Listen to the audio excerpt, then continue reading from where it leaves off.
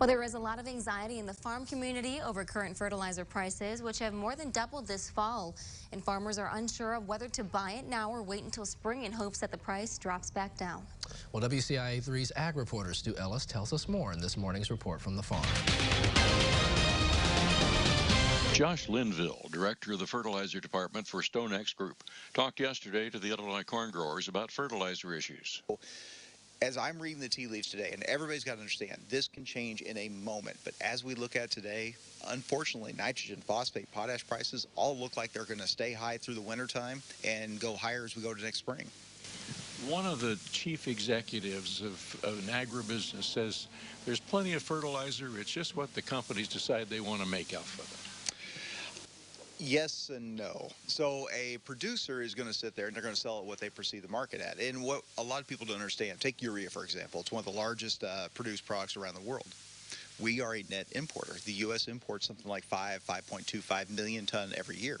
So we are part of the world market. And the same thing goes for phosphate. Now, we don't need to import all that, but if we get too cheap versus the world, well, now all of a sudden we have to start running the risk that we're going to start exporting this product to other places. We can start exporting it to India and to Australia and different places like that. So while we may not need to be as high as the rest of the world, we do need to stay connected or else we start losing product to the rest of these global demand points, and all of a sudden our price gets taken up that way.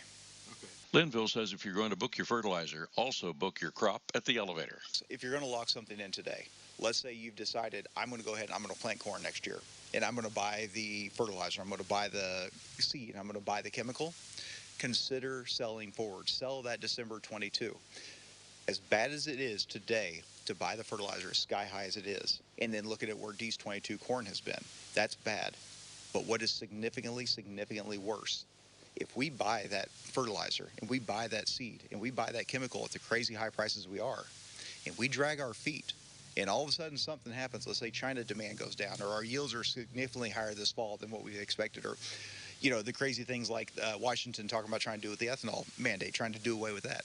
There are still black swan events that can make corn prices absolutely crater, and I guarantee you that's going to be a lot worse than where we sit today. You can hear more from Linville on Midwest Ag This Week, our weekend farm show Saturdays. That's our report from the farm. I'm Stu Ellis with WCIA 3, your local news leader.